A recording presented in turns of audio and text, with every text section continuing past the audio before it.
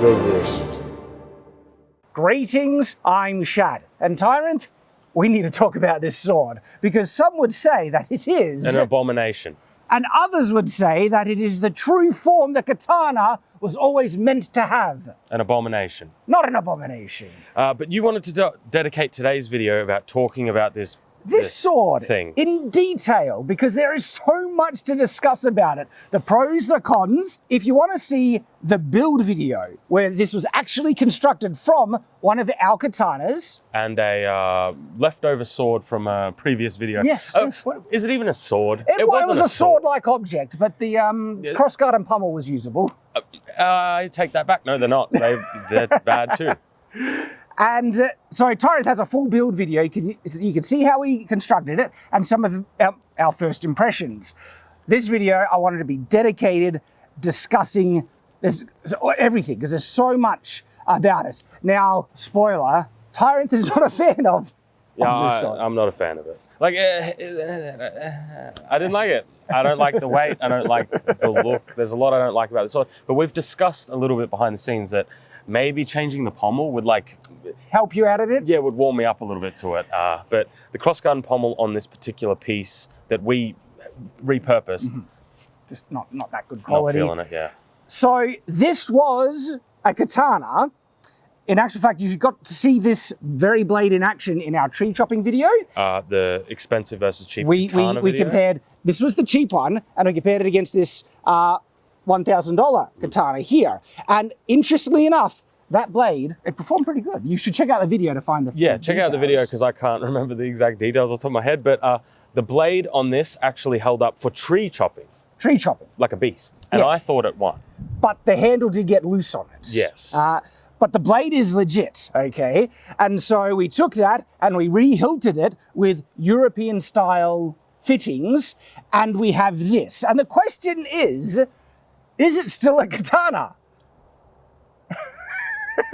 What defines a katana, Shad? I mean... Well, I think the katana actually has a pretty strict definition, and if you want to go to Japan, they even have a more strict definition that it must be folded steel, traditionally made, Nihonto, basically. But I mean, what is the translation of katana? It's just sword. So, yeah. I mean... For me, a more fair definition of katana is not that it has to be made like a katana, it's the actual design and geometry. Yes. And you can make it with more modern steel, and it's still a katana in my mind. I think this is fair. But that definition does usually refer to a sword with a tsuba, a very classic diamond wrap that is... There are some katanas that don't have that, granted. That is true. That is true. But, I mean, the handle construction, the fact that it has no pommel, I think those are more standard elements of a katana. I think I would agree with this. Well, I remember on our last video when we built this thing, there was a lot of people talking about it was a Messer or a Kriegsmesser or something like that. Well, I want to discuss that as well, because we have our falchion, two-handed falchion, and our Kriegsmesser. The nagel is fallen off. It's taken a bit of damage and it hasn't been repaired just yet from that very tree chopping video. It's a great video. Check it out. I want to actually, because there's going to be discussion of what this sword is, because I don't actually think it's fair to classify this as a Kriegsmesser or a two-handed falchion. Spoiler alert, I agree with you on the Kriegsmesser part. I don't know about two-handed falchion. I think we'll have to get to that. Yeah. But I definitely agree that it's not a Kriegsmesser because of the handle construction. Exactly. Precisely, yeah. And I don't think you could necessarily call it a katana.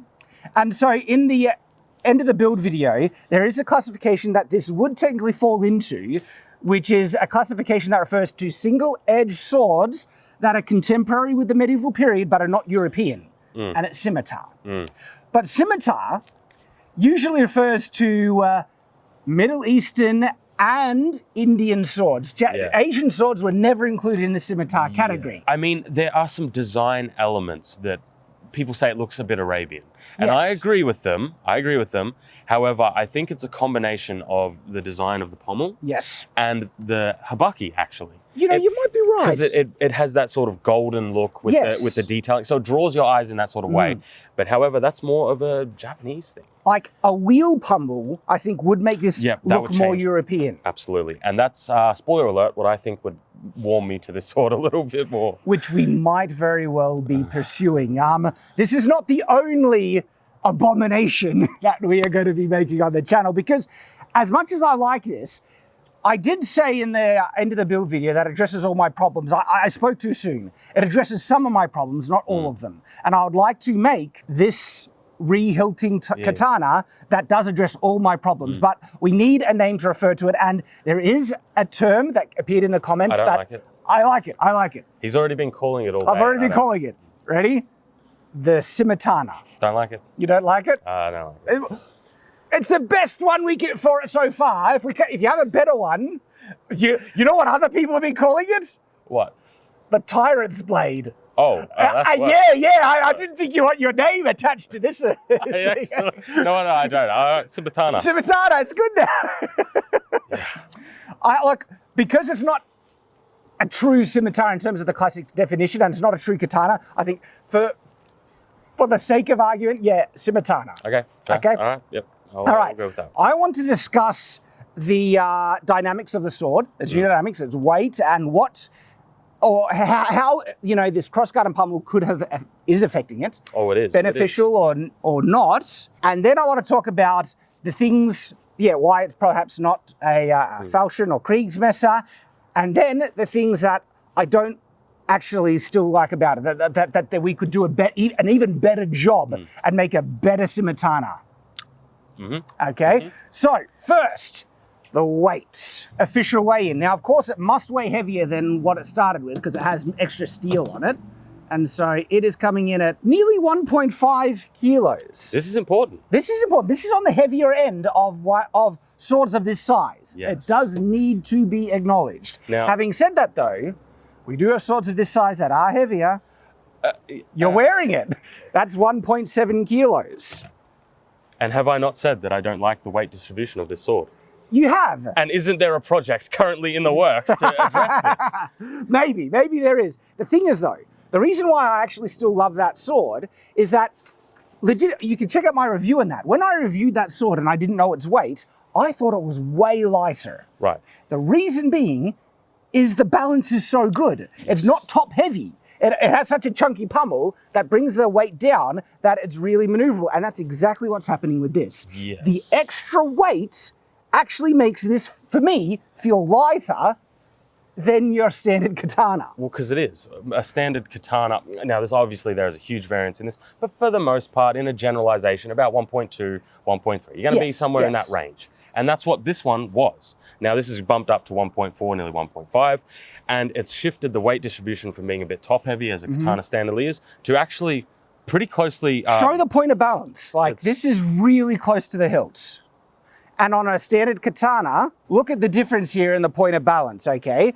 This changes up the dynamics of the sword considerably. Yes, but how do you change that point of balance for something like this? By adding extra weight, that's what changes. Exactly, and I don't like that. Well... especially when we're talking in terms of blade to handle ratio, and that's specifically... That is personal preference, because I love that. I love more maneuverable swords, and the only detriment really is not actual speed. I think the speed is probably increased because the point of balance is better. Right. You only get tired that little bit quicker because it's a bit heavier. But I'm used to handling heavier, and it's not really heavy when it comes to two-handed swords, by the way. It's heavier. It's on the heavier end for its size, because this is one of the problems I have with this Scimitana as it is. It has one of the problems I've always had with katanas, and that is their standard length. Their blade length, right. The blade length, okay? And so for its size, this is in the heavier range, but if it had the length of, say, a long sword, 1.4, 1.5 is perfectly fine. The weight itself isn't so heavy. It's just because we've added weight and we've changed the distribution to something that I don't personally prefer. I prefer a little bit top-heavier swords, which is why I like katanas. There's actually even more I want to talk about, the dynamics and weight. Go for it. Because some people might assume that by having a lower point of balance, we would have then reduced the cutting capacity. And I actually think that's a misconception, okay? There is the same amount of mass in the blade as it was before. Yep. Okay. Now, it's true that having a more tip-heavy sword does give you more driving force, right? But to reduce that, you would actually need to reduce the weight of the blade. Right. By reducing the point of balance, yes, you could say there is not as much weight in the strike because there's a counterweight, but there is ignoring one other thing. So when I hold it like this, right? The counterweight is cancelling out all the other weight of the sword. And then people might assume in actual motion then, that's going to cancel out some of the weight of the sword now because of the counterbalance. Yeah. What they're missing is that this pommel and crossguard has added more mass to the sword overall. And not only that, this is a lever. And so when you strike like this, not only is there mass going that way, the pommel has now mass pushing this way. And because the pommel wants to move this way in the strike, that's actually going to try and put more force into the blade when it is used as a lever like that, and will increase its cutting capacity even more. I think it's so negligible that you don't notice. You might be correct, but if it is that, that means there is... And when you say negligible, you're talking about, I think that the benefit is there. Probably, perhaps it could be negligible. Because I would probably lean more on having the weight more to the tip, allows you to get more speed, which is more mass, and you're able to strike harder. And I'm not saying you're wrong. I'm just saying I can see both sides, and I think it's just so little that it doesn't really matter. I actually think that's wrong. You would be right only if weight-assisted acceleration in every strike, and that's mainly downward strikes. Yeah. You have the weight going. But rarely do you do downward strikes all the time. On a lot of strikes, you can go sideways, you can go upways, and everything like that. And every one of those other strikes, having a lower point of balance means you can accelerate the blade quicker.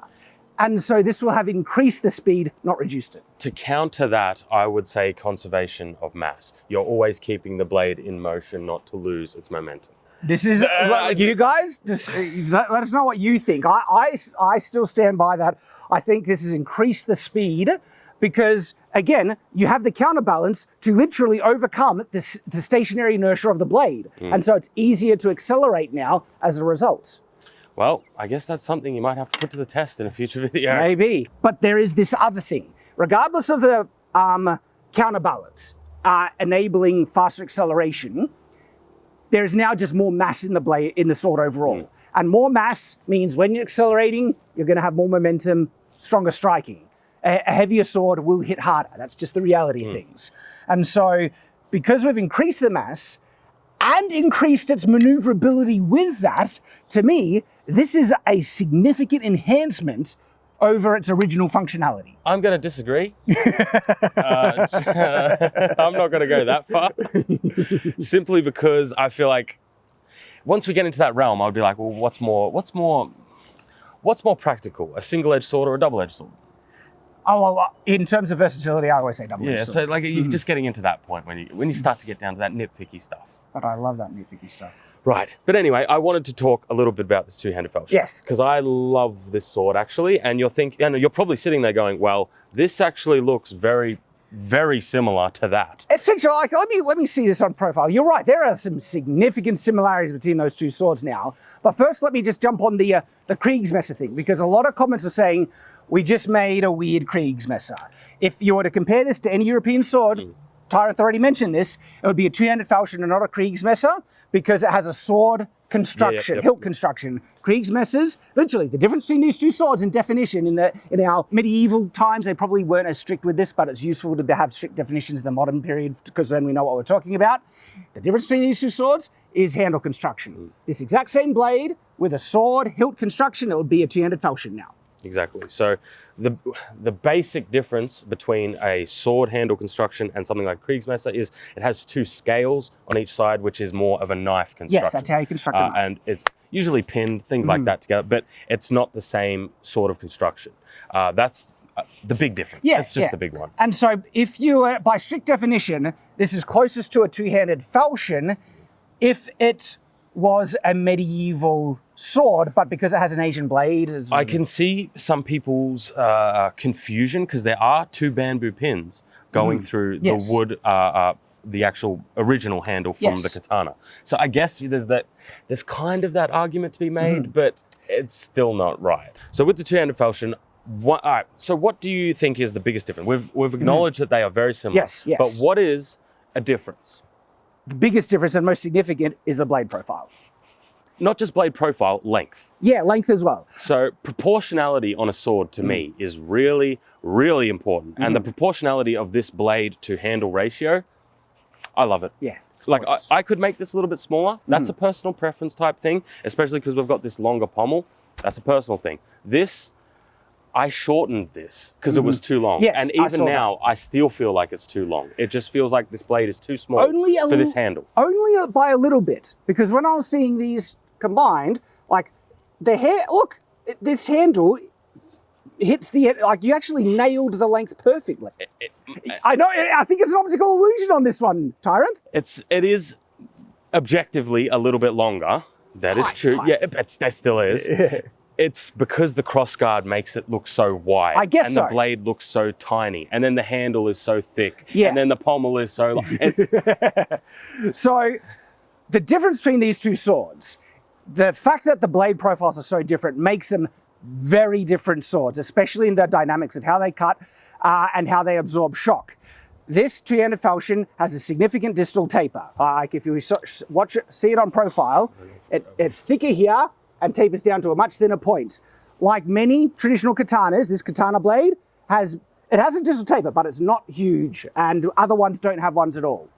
If you like this sword and you're curious about it, we do have a review in the works for it. That'll be coming out in a couple of weeks. We do actually. So this is a great sword. This is a great sword. Like a cutting review. We have like a discussion on the concept of what a two-handed falchion is. That's already here, but a review of that sword specifically this one here, is coming out. So you can also see the blade is wider on the two-handed falchion, and as a result, the bevel is a bit more flat and more narrow. So there's more flex in that blade than the katana. Now, something that we spoke about before I made it, we were talking about tapering down the handle to the pommel. Yes. So there'd be a little bit more of a cleaner transition. Something a little bit similar like this. The problem came when the handle isn't made to do that, the katana handle. So it's basically, I was getting to the point where it was splitting in half because there's not enough meat there. Well, this is where a wheel pummel would actually work much better because so much the better. transition would look much cleaner as a result. But that, I just don't like that pommel or crossguard or sword or any of it. I'm liking it more and more. But it's not to say it's perfect. And this is where we come to some important things because there are some significant drawbacks to the katana that I do mention in my, what I love about the katana. And the thing that I love most is the blade profile and geometry. I like the primary bevel, barely having a secondary bevel, thickness of the spine. A lot of that just works beautifully as a sword blade. Some of the things that I don't like was always the lack of hand protection. Okay? Now... okay. I know people in the comments are going to be like, it's to stop your hands sliding. We're talking about hand protection in combat. Because, look, if you've ever sparred with Japanese swords and then European-style swords, right? And you, get a crossguard and start to use that to defend and block in combat, I was legitimately shocked. I remember the first time I transitioned to European swords and I was doing kendo and stuff like that. And so this one had a crossguard, the training one. I was shocked at how much that blocked and protected. It's really important. It's effective for a reason. It's great. So one of the other detriments, you can't it's a bit of personal preference, but I do prefer double-edged swords because of the versatility, striking with the back edge. It's not to say I would never use a single-edged sword because they do get greater cutting power as a result, but in like a duel, that ability to cut with the back edge is really important for me. As a katana lover, you are correct. As someone who, we train a lot here because there's a lot of stuff we're doing behind the scenes and training is part of those things. And I can't tell you the amount of times you just want to, you go for a strike and then you want to come in for another strike. Two edges is the way to go. Let's be real here. So that one you can't really beat, and that's why I guess I'm always going to be leaning towards something like this. But other things you can address. So crossguard is one. Now, in terms of weight distribution, that was addressed in this sword as well. That brought a lower point of balance, more like a long sword. I love that. Then there were some things that are not addressed in this. The length of blade. So just to compare, this is a katana blade. What we have here is an O katana blade. This is something that's... This is interesting because I feel as though I would be far more receptive with this blade, the length of this blade. Proportionality suddenly clicks and it's more like this and I'm, thumbs up. You might be in luck there, Tyrant, because before I get to that, the other thing is type of steel. This is T10 hardened steel. Yes. It's not spring steel. Yes. Similar to this blade here, even though this is folded and and is differentially hardened, it's still made out of modern steel, and it's made to be like a katana with stiffness over flex. Yeah. I just prefer spring steel. I find them more durable overall. And you can get katana blades that are spring steel. Yes. So then, if we want to complete this journey and make the ultimate katana sword blade, yep, we would then want to re-hilt a spring steel O katana. If we're going to do that, Chad, and we're recording, this is on camera. This is on camera. I would want to do properly. So I'm not going to tell you guys how long it took me to do this, but let's just say not very long. Not very long. Time is always a constraint we have. And there's a lot of projects on the back burner because of that. If you want to do something like that, we can do that. But I want to do something special, something custom, truly custom. Ooh, I like the sound of this. None of this pommel business. Round pommel, wheel pommel.